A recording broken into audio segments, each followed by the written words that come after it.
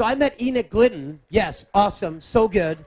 I met Enoch Glidden at an event in the Shawanagunks, and we're hanging out, and this guy exudes this amazing joy and this carefree zest for life, and he's like, I'm going to climb El Cap one day. And I'm like, dude, that's huge. And he goes, I know. And guess what happened? He climbed El Cap one day. Amazing. So through that little seed of, again, Molly Mitchell being guided when she was 12 years old, of Enoch Glidden having his first adaptive climbing experience with Paradox Sports at the Shawanagunks, amazing and massive things take place. Please welcome to the Yosemite Facelift stage, dear friend, Enoch Glidden.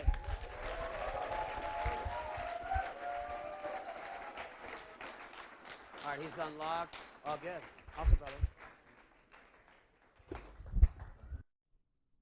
How can I is a question I've been asking myself my entire life. As a paraplegic due to spina bifida, I've had to answer that question almost daily. From the woods of Maine to the top of El Capitan, I have always found an answer to that question through trying, researching, and reaching out to my community, including my junior high phys ed teacher, Bob Dyer. This is Bob Dyer. Bob was my phys ed teacher in junior high at a time when inclusivity wasn't really a thing in schools. Kids with disabilities would usually be put in special ed classes. They actually tried to do that with me in the third grade, even though I was getting all A's. My mother didn't really like that idea and made sure that did not happen. So the first time I met Bob, he walked up to me and he said, can you do 20 push-ups in your wheelchair? So me being me, I said, I can do 40. And I pulled it off. My arms were absolutely on fire because I don't think I'd ever done 40 push-ups in my life up to that point. But I didn't tell him that my arms were on fire, and he didn't expect less of me after that. He pushed me to get into everything else that the other kids were doing. I got into skiing. I actually got into wheelchair racing and won the Maine Marathon 3 times. But there's a caveat to that.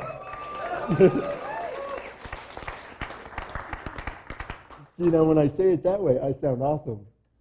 But I was the only wheelchair. I actually was the only wheelchair basically in New England racing at that time. So I won a lot. And then later on in life, I tried paragliding, skydiving, started taking flying lessons. I haven't quite got my license yet, but I'm still working on it. But I think Bob instilled something in me by not treating me like I was in a wheelchair. It let me believe that anything was possible and that I could do anything. And I absolutely believe that's true. If you try, things will happen.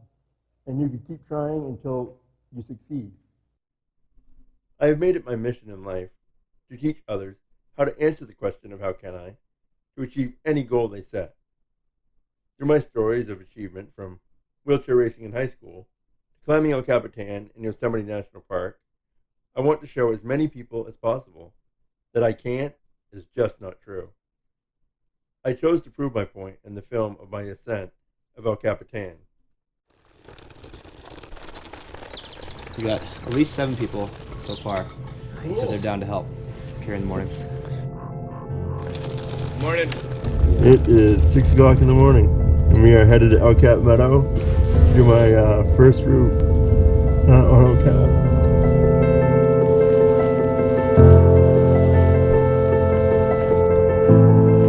There was this bird with one leg. I took a picture of it.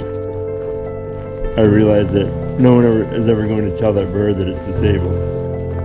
It will just live its life and continue doing what it does, not knowing anything is different.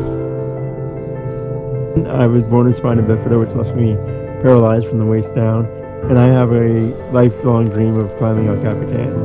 If you're part of a disabled team, you got to be ready to give 110%. I knew like right off the bat, like I have to do this. I want to be a part of this. It felt good to like work so hard for someone else. Well, that community of big wall climbers they rally. They understand that life is fragile and that takes the support to do these things. This was an opportunity to see another side of climbing, to see people give everything they have to help someone else realize their dream. People see me climb, they realize that there's no such thing as impossible. You just need to ask for help. I would say the one thing I'm looking forward to is proving to everyone that said I couldn't do it, that I can.